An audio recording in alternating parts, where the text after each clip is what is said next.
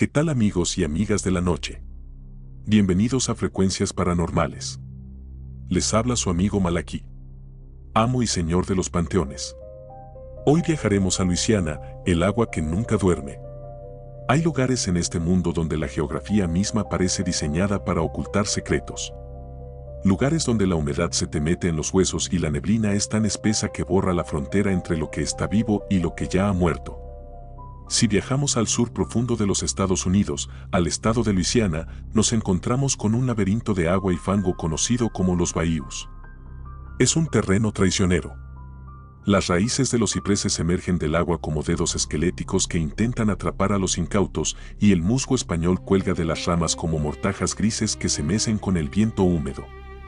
La mayoría de la gente asocia el misticismo y el vudú de Luisiana con la turística ciudad de Nueva Orleans. Nos han vendido la historia de sus cementerios sobre el suelo, apodados las ciudades de los muertos, donde las tumbas de mármol blanco resplandecen bajo el sol caribeño. Pero hoy no vamos a ir a los lugares que aparecen en las postales. Hoy nos vamos a desviar de las rutas pavimentadas.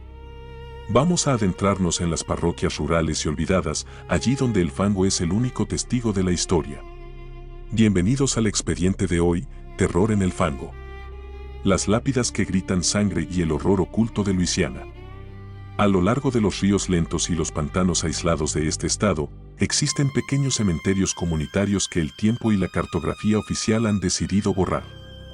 Camposantos devorados por la maleza y las inundaciones constantes, donde las criptas de piedra, agrietadas por la humedad implacable, guardan un fenómeno que la ciencia prefiere ignorar, pero que los lugareños conocen demasiado bien.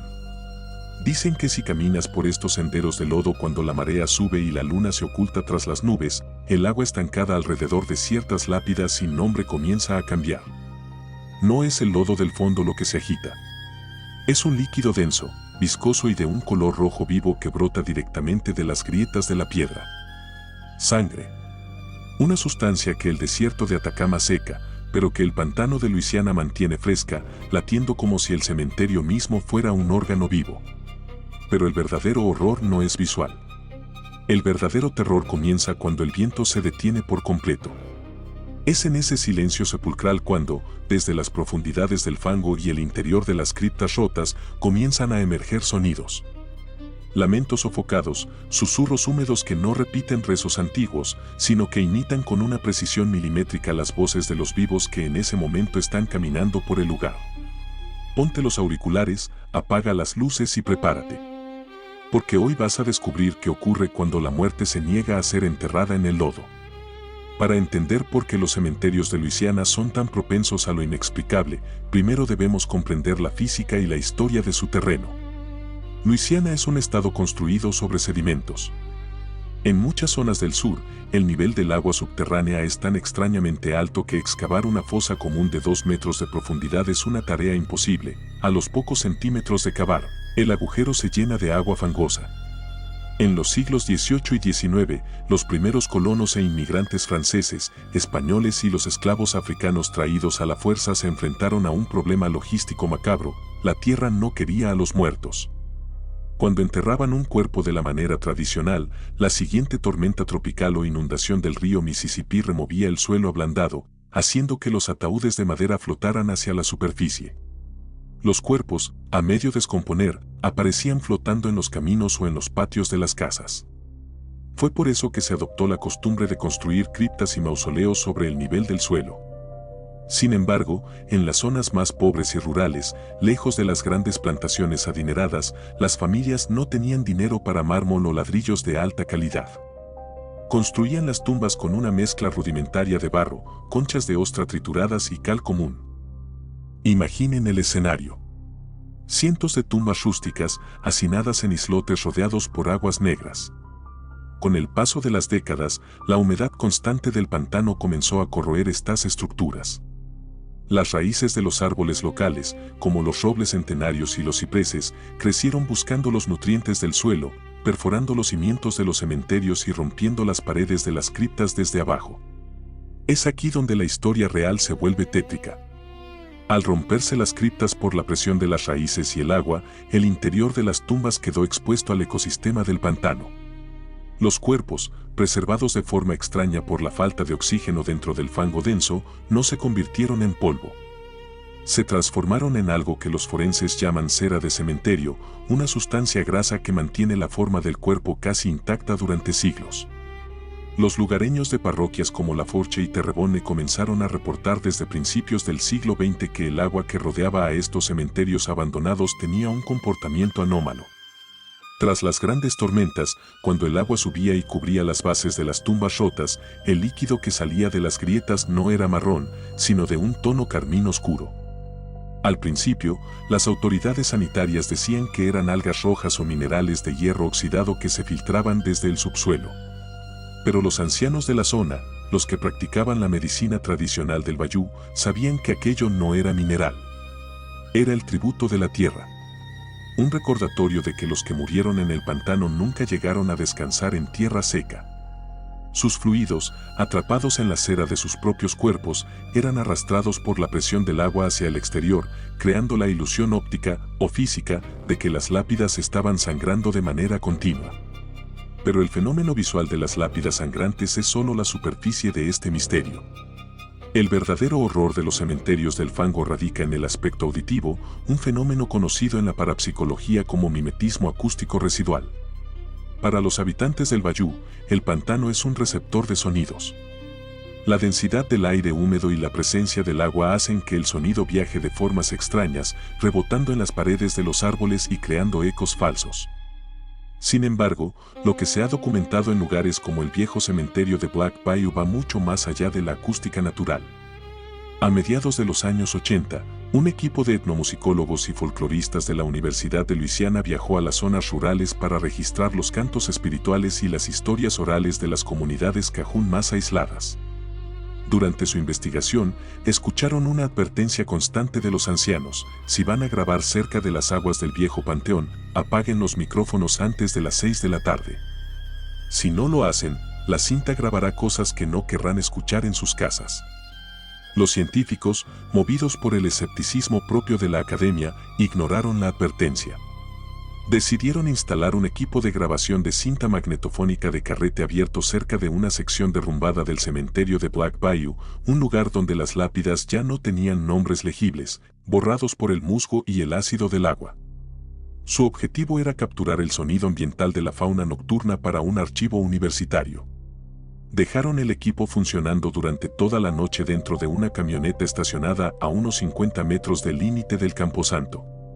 Durante la noche, los dos investigadores afirmaron haber escuchado el sonido normal del pantano, el viento, los insectos, el crujir de las ramas. Nada fuera de lo común. El terror comenzó al día siguiente en el laboratorio de la universidad.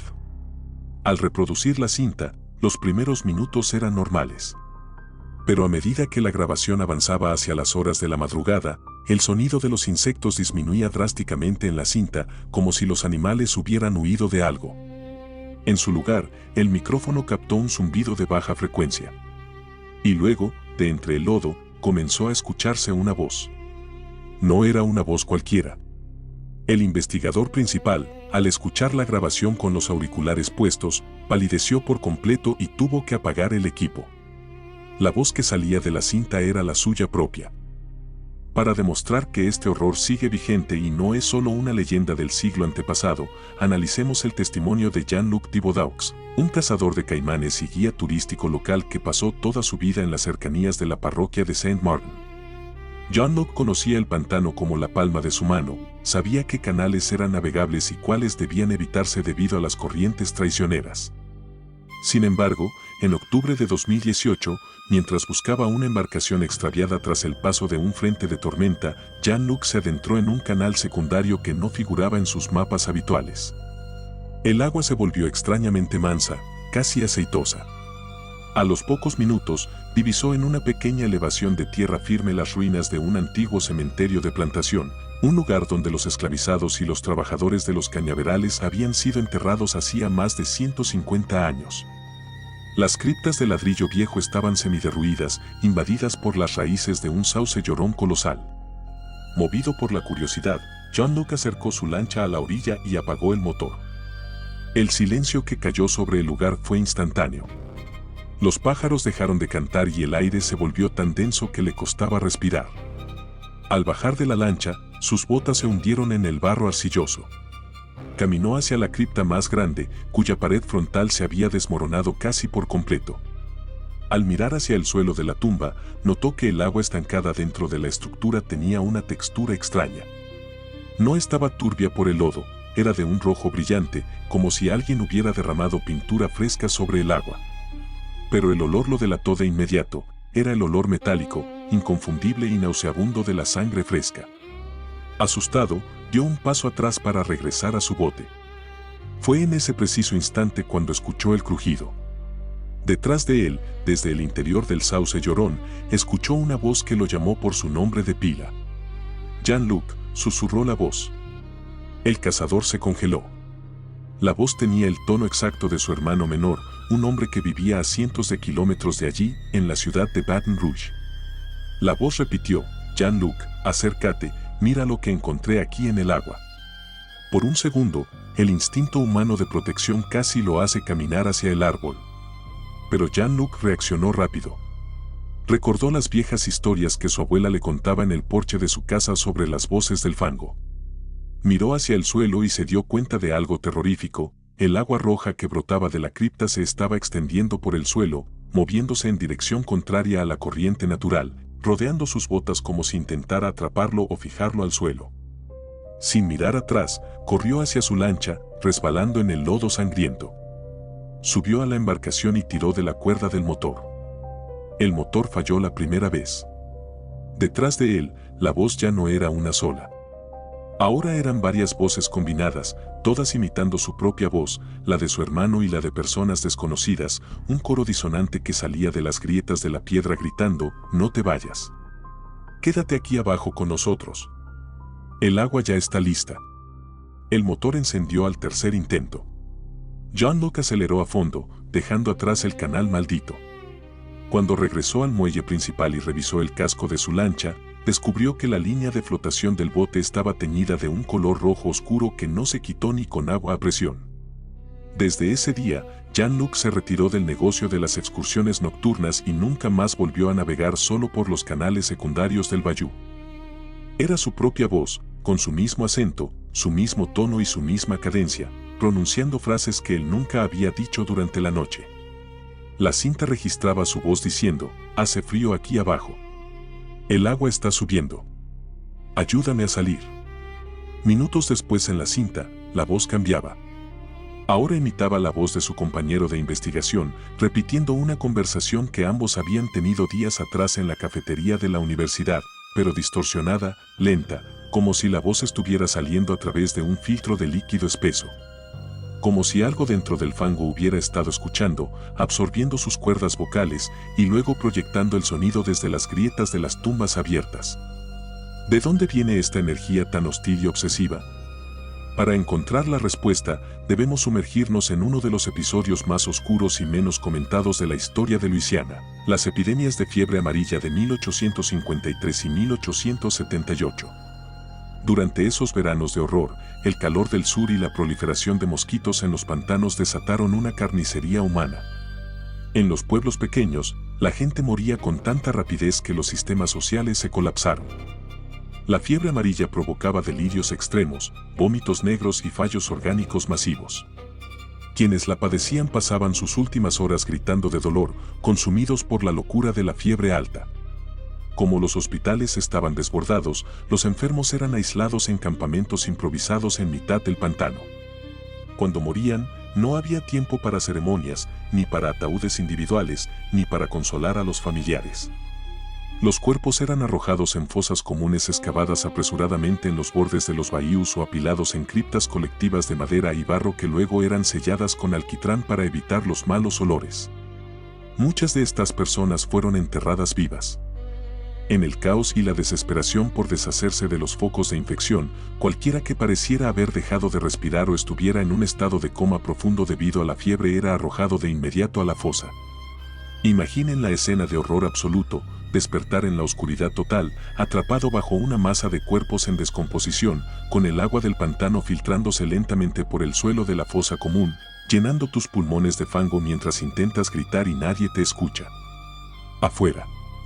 Esa agonía colectiva, ese pánico de cientos de almas que murieron ahogadas y enterradas al mismo tiempo, es lo que los parapsicólogos llaman una impregnación psíquica masiva. La tierra del pantano, al ser tan rica en materia orgánica y agua conductora de energía, actuó como una gigantesca batería espiritual. Absorbió los últimos gritos de terror, los últimos intentos de respirar y la desesperación de los sepultados vivos. Es por eso que las historias de los lugareños no hablan de fantasmas individuales con sábanas blancas o cadenas. Hablan de una masa colectiva. Dicen que el fango mismo ha cobrado una conciencia maligna, alimentada por el sufrimiento de la fiebre amarilla. El líquido rojo que brota de las tumbas no es más que la manifestación física de esa herida histórica que nunca llegó a cerrarse. Las lápidas gritan sangre porque la injusticia y el horror de cómo murieron esas personas claman desde lo profundo del suelo.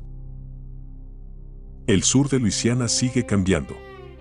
El cambio climático y la erosión de las costas están haciendo que el nivel del mar suba, lo que significa que cada año más cementerios históricos y olvidados son devorados de forma definitiva por las aguas del pantano. Lo que antes eran colinas pequeñas con cruces de madera, hoy son lagunas navegables donde los restos humanos descansan bajo 3 metros de agua turbia, pero la desaparición física de las tumbas no ha frenado el fenómeno. Al contrario, lo ha esparcido. Los pescadores locales de la zona del delta aseguran que hay noches donde las redes de pesca salen del agua pesadas, no por los peces, sino por fragmentos de madera vieja impregnados de esa grasa de cementerio que se niega a disolverse. Y aseguran que el agua de los canales, en ciertas épocas del año, adquiere ese brillo carmesí que advierte a los navegantes que están pasando justo por encima de una fosa común olvidada. La ciencia nos dirá que las reacciones químicas del subsuelo, la descomposición orgánica y las ilusiones acústicas provocadas por el viento en los árboles huecos son suficientes para explicar cada uno de estos relatos. Nos dirán que no hay nada que temer en la oscuridad del bayú, más allá de los caimanes o las serpientes venenosas. Pero si alguna vez decides viajar a Luisiana y te atreves a alejarte de las luces de neón de la calle Bourbon, si decides alquilar un bote y adentrarte en los canales donde el musgo español bloquea la luz del sol, ten mucho cuidado con lo que pisas. Y sobre todo, ten mucho cuidado con lo que escuchas, si escuchas que alguien te llama desde la orilla usando tu propio nombre, o si ves que el agua alrededor de tu embarcación comienza a teñirse de un rojo espeso, no te detengas a investigar. No apagues el motor. Porque en el fondo del fango, las almas de los olvidados siguen buscando una voz para poder salir del agua.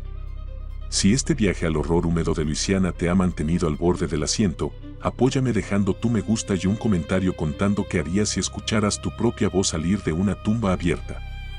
No olvides suscribirte y activar la campana de notificaciones para que no te pierdas el próximo descenso a los expedientes más oscuros del planeta. Dime en los comentarios cuál de los casos restantes de nuestra lista quieres que desarrollemos en el próximo video. Buenas noches. Y recuerden que la Tierra siempre escucha.